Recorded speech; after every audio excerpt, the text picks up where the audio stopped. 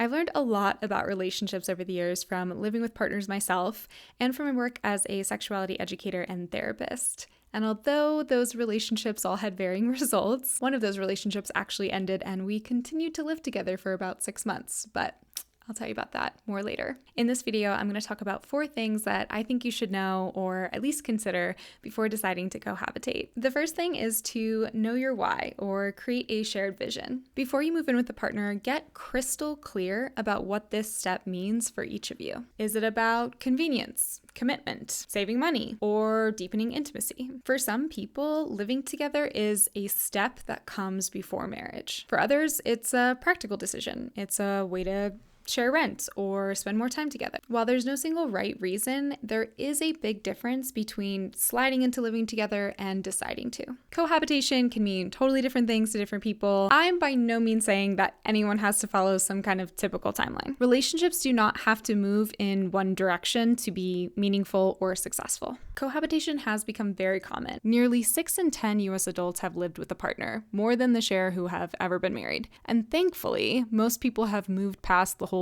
living in sin narrative, seeing cohabitation as totally acceptable whether or not marriage is in the plan. Research shows that couples who move in intentionally, talking openly about expectations and goals, tend to have better experiences than those who just kind of happened into it. Some studies suggest living together before marriage can lead to poorer outcomes, but honestly, there are a lot of limitations in those studies. There's so many factors: money, family, timing, personal values, making it really difficult to say if it's the move itself that actually causes problems. What really matters is that both partners are clear about what living together means for them. If one person thinks it's a step toward marriage and y'all are on your way, and the other is like, I got doubts, I want to see how this goes, I want to test it out, that's where tension could creep in. So ask yourselves, what does this move represent for you? What story are we writing together? Where do our visions of the future overlap or maybe differ? And if living together didn't automatically feel like the next step, would you still want to do it? What fears or hesitations about this are we not naming? If this is resonating with you, please give this video a like. It helps other people like yourself find it. Whether your relationship or this decision to move in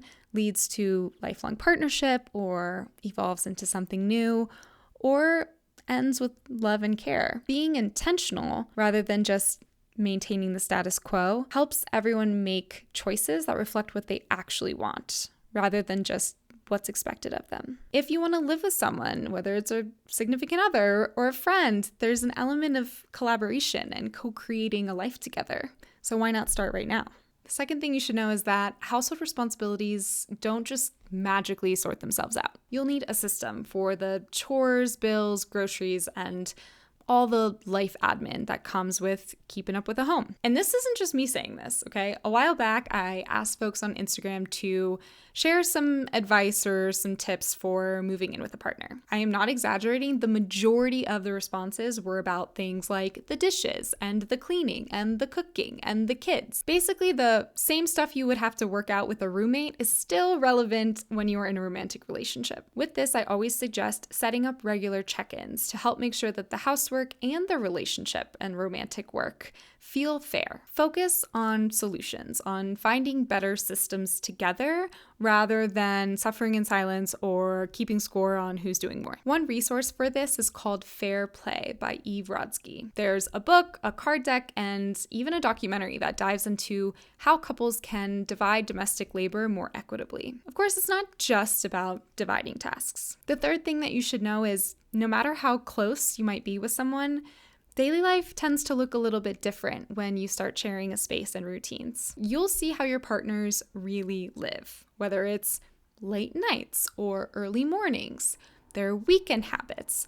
What is it like hosting people? How often do they like to host people? How do people prefer to spend their downtime? Those rhythms might sync up beautifully with no hiccups, or more likely, they might clash a little bit. Either way, you'll need to balance togetherness with independence, learning to coexist without losing your sense of self. That might mean carving out solo time or breaks where you go to opposite corners of the home. In my home, we are very privileged to each have our own room, which we love. We decorate how we want, we sleep really well individually, and then when we want to, we have sleepovers. Typically, that's on weekends for us when our schedules are more in alignment. I've had my own room every time I've lived with someone, which I recognize is not something that everyone can manage or can afford. afford, especially in this economy. But if you can, I really recommend having your own space, even if it's like a desk or a little reading nook or something. There's always going to be challenges and conflict in relationships, and moving in together brings in some different elements and kind of changes how we have to deal with conflict with one another.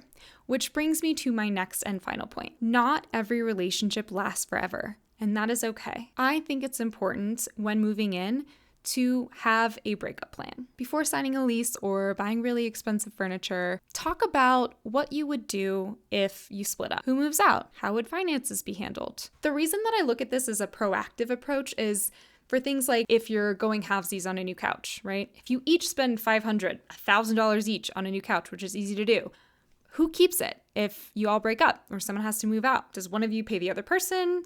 Or should one person just buy it and then they get to keep it? Breakups are heartbreaking, and they can also be that much more complex when you have to work out all of these pieces and can't just go your separate ways. Some people might say this is super pessimistic and not romantic, and I get it. And I respectfully disagree. I don't think this is bad luck or planning to fail. This is about taking care of yourselves no matter what. And I honestly feel it can free up a lot of time and energy and space in a really positive way. Having some sense of what could happen and how you all might deal removes some of that anxiety that people often feel when they are struggling in a relationship. So often I talk to people who are in relationships where they are not happy, whether it's a marriage, whether it's a long-term commitment, and one of the biggest things is dealing with all of the logistics of moving out. And knowing that there's a plan can actually make it easier for folks to stay for the right reasons. Not out of fear, not out of obligation, not out of feeling overwhelmed by logistics. In addition to loving having my own room and space and it just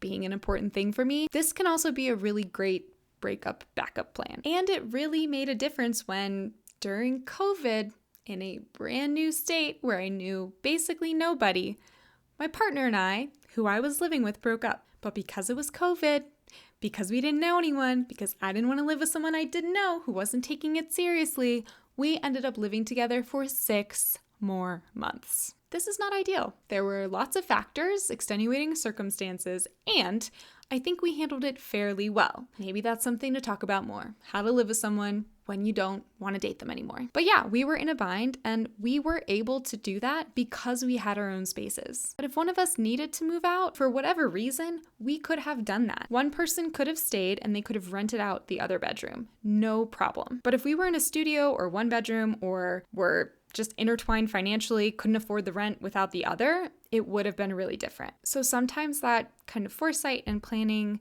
can allow you to move through endings with more grace and more compassion than you might otherwise. So living together, not always easy, but relationships really aren't always easy. But cohabitation can be just such a sweet growing experience, especially when you do it with a little bit of intentionality. And then it becomes less about like, we have to do this right and right now, and this has to work out, and more about, hey, let's try to build something, build a life, co-create this life that really works for us and helps us be the best version of ourselves. And if something doesn't fit you anymore or any relationship doesn't work out for any reason, every person has the right to decide that. Breaking up is not a sign that a relationship has failed. I think every relationship teaches us so many things. And because I loved asking people this on Instagram, please leave a comment and tell me what is something that you wish you'd known or talked about or advice that you have before moving in with a partner. And I have one more thing to offer you. I've created a bundle of relationship check-ins, like weekly meetings to have